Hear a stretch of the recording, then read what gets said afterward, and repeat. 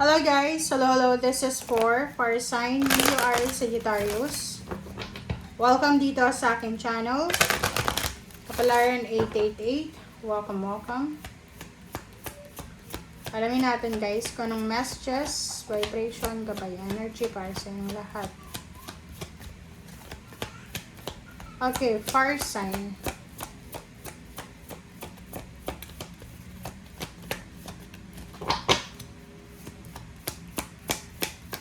Fire sign, Leo Aries Sagittarius. What's the message? Fire sign.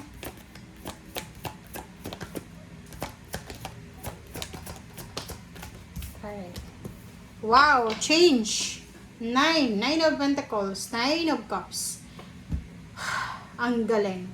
So, dito sa fire sign na to, nakita na natin to sa zodiac sign na water sign, Pisces, Scorpion, Cancer. Kasi maybe you're married or in a relationship sa water sign. Fire sign, ihanda mo yung sarili mo. Prepare yourself because there's a relocation, there's a travel, there's a movement na posibleng mangyari sa'yo. May magta-transform sa buhay mo. Kailangan mo bang mag-travel for work? Or for business or relationship. So, please comment down below. Okay, incoming na siya. Near to completion. Okay, near to completion. Oh, diba? You're going out from poverty. Congratulations sa inyo. Ang sabi ng bara sa'yo dito na makakaalis ka na. There's a good news. There's a way out na posibleng darating sa'yo. Okay? Oh, message. Sinasabi ng bara sa'yo dito na posibleng makatanggap ka ng balita. Like, for example, dyan, nag-a-apply ka ng trabaho sa ibang bansa. Or, for example lang, na isa kang business person, isang napakalaking kontrata, napakalaking pera ang posibleng darating sa'yo. And matatapos na, this is poverty 3-7, so this is 10. So, the completion, endings of poverty. You're changing your wheel of fortune. So, may magsisimula, may aalis. There's an alpha and omega. Matatapos yung paghihirap, darating yung blessings. Alright.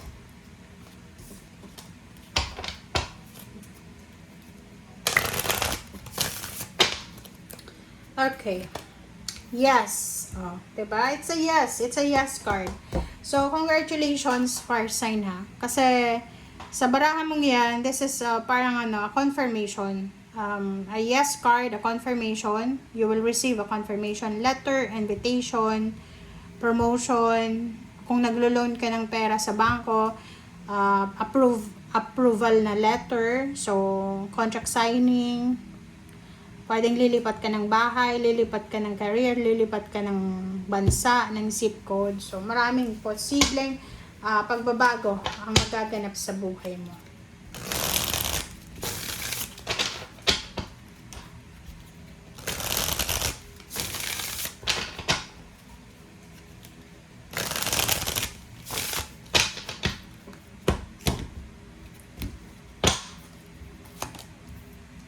Okay, 8 of Swords, 9 of Swords, Death, oh, diba tapos na daw eh, diba? This is good job.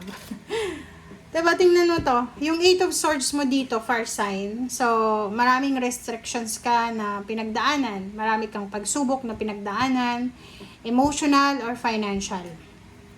Maraming gabi ka na hindi makatulog, panay isip, panay, alam mo yon na hindi ka makatulog, insomnia ka na, hindi mo alam kung ano bang mangyayari sa buhay mo, ganyan ganito, ano ba yung decision na gagawin mo.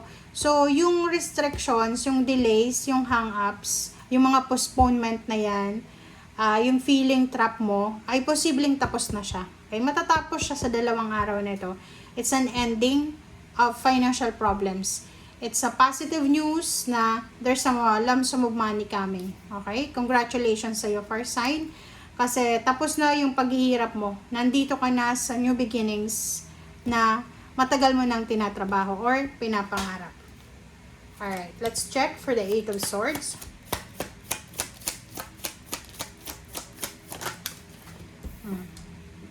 Ten of Swords. Diba? Sabi ng baraha sa'yo dito, Ten of Swords is the ending. Ending. Tapos na siya. Tapos na.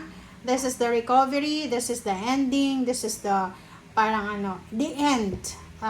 Accomplish achievements. So, sinasabi tapos na yung mga masasamang panaginip, tapos na yung masasamang kwento, and now you're welcoming the new beginnings.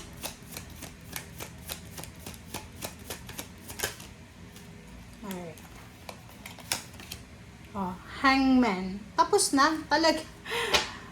Wala kang na, hindi na, parang anong tawag dito, wala kang dapat na problemahin kasi titigil na. Pwedeng makakatulog ka na sa gabi, matatapos na yung problema mo. So, kasi pwedeng namumroblema ka for several months or weeks. And ngayon, hindi ka na mamumroblema.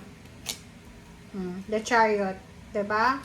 Sabi ng baraha, matatapos na yung mga hindi magandang bagay sa buhay mo, lalo na financial and emotional, and aarangkada ka na.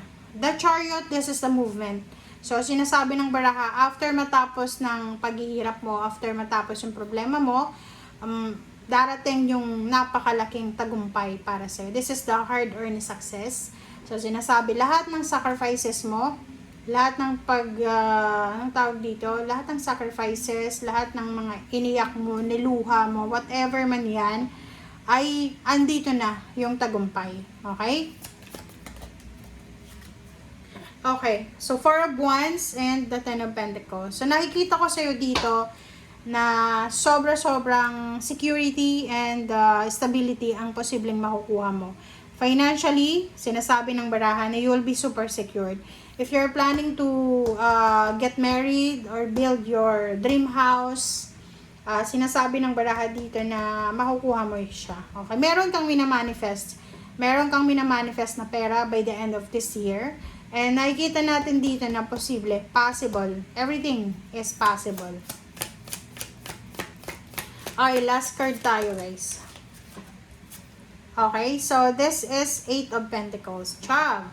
So, doon sa mga naghahanap ng trabaho, gustong ma-promote, ano pa ba? Yung mga yung mga walang ipon, yung mga mababa yung sweldo sa ngayon, sinasabi ng baraha sa'yo dito na there's an opportunity na posibleng mabago yung takbo ng iyong finances through career move. Okay? Parang, halimbawa, may trabaho ka na, magkakaroon ka ng additional income or additional talent or skills para pagkakitaan. Alright? So, thank you guys for watching. Bye!